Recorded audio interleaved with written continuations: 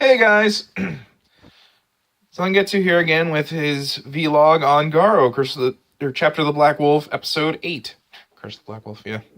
Anyway, so this episode is pretty intense. The episode is a serial killer collecting the fingers of pianists has taken a hold of the city, and to make matters worse, she's become possessed by a horror. While this is going on, Koga and Kaoru are having a bit of an argument as Kaoru keeps trying to draw his hands for her painting to give her inspiration, and he does not want her to do that. This all comes to a head when Kaoru ends up running into the woman and is about to become the next victim of her machinations. So yeah, this episode, I had forgotten how good it was, because it really, really does a lot with the themes and the elements of the story, because it's all about hands. Like, the episode opens on a person playing piano with their hands. When Koga's introduced into the episode, it starts with him on his hands as he's practicing his swordplay. Kaoru again is drawing Koga's hands, and feels that like her art is suffering because her hands can't seem to draw what she wants lately. It's really good. Like I said, the serial killer in this is actually really, really well thought out. Her backstory is that like she got engaged to a man who was a pianist, and I think he was trying to create his own music. They never really explained what he was doing, but like other than his dream was crushed. Oh, sorry. Sorry about that.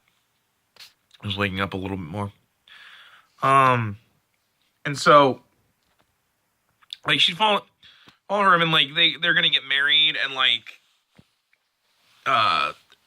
they were engaged, and I guess his dream failed. They never explained how his dream failed or what it was, but like he freaks out and says she only loves him for his hands and because he's a pianist, and then proceeds to kill himself by getting in front of a train.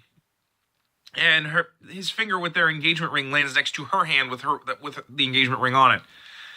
And so basically, she's collecting the fingers in the hopes that I guess she could maybe like get him back, even if she's just reviving him via the fingers, which kind of says that she really did only love him for his hands. I don't think that was what it was, but it was still really messed up. It was still really, really messed up. And basically, she moves on to the second hand. I think she's at that's the wrong hand. The left middle finger, I think she had gotten the thumb, and she was moving on to the index. And as she was to do that, a horror takes possession of her, and now she has dark magic to kill people with. It's actually really neat. I really like the horror design. It's a mix of fire and ice. It's like the Tempest swords from Devil May Cry, and she can like detach her arms, and they float around like without being attached to her arms. It was really good. Like even like with the eye, like her freezing the fingers to preserve them in a freezer is also a play on like he proposed to her and he put her engagement ring in an ice cube, so to further add to the symbolism.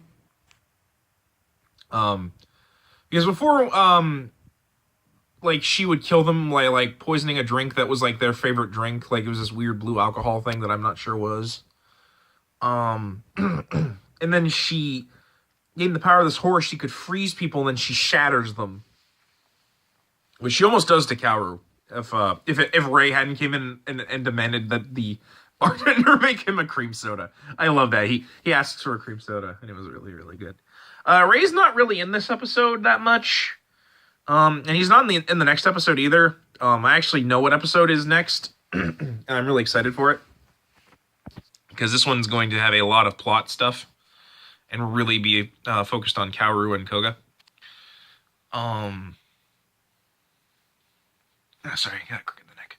So yeah, but yeah, there's a lot of really good elements and themes in this, like with just the way that they really play up to the serial killer's insanity. Like they even get a Kaoru's psychiatrist friend to actually go on TV and talk about the the like psyche of the killer, and like that, like she's clearly collecting fingers, so and she's got 6 already, so there's going to be at least 4 more victims before either she stops or starts over again. And it was just kind of a neat thing that they did.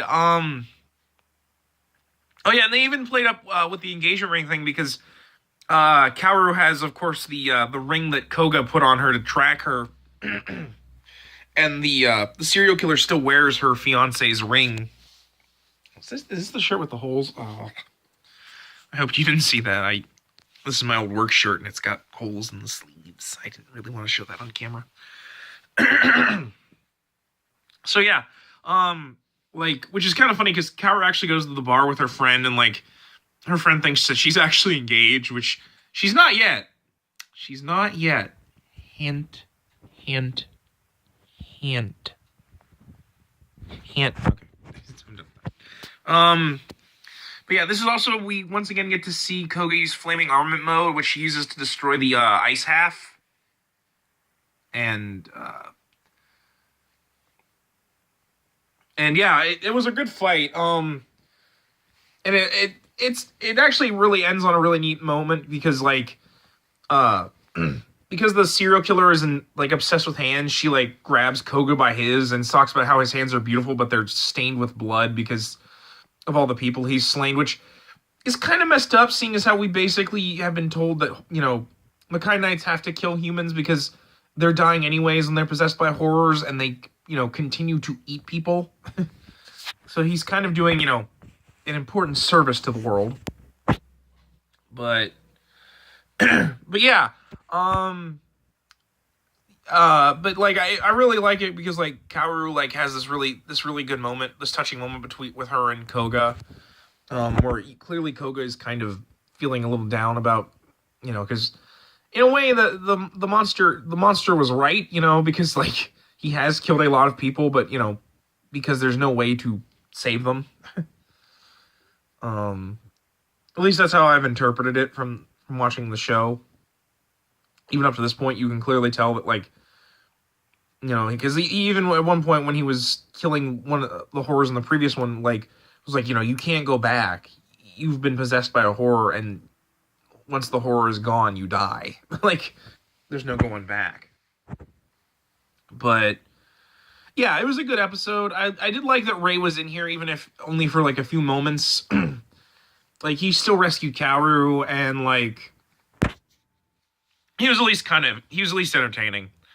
I think he's not even in the next episode. He plays no small part in it. Mostly because it's a very Koga and Kaoru centric episode. It's actually another one of my favorites. And we'll actually be seeing some more stuff to the lore of the GARO itself. So be looking forward to that. But otherwise, this is a good episode. This is probably one of my more favorite stories because of how well they integrate the horror and such into the plot with Koga and Kaoru. And also just from the interactions between the two of them. So yeah, I would rate this a good episode. Yeah. So I will see you guys at the next one. And I really do recommend watching this one. I'm going to put the link to the episode so you can watch it. But yeah, so that's it, guys. And I will catch you later.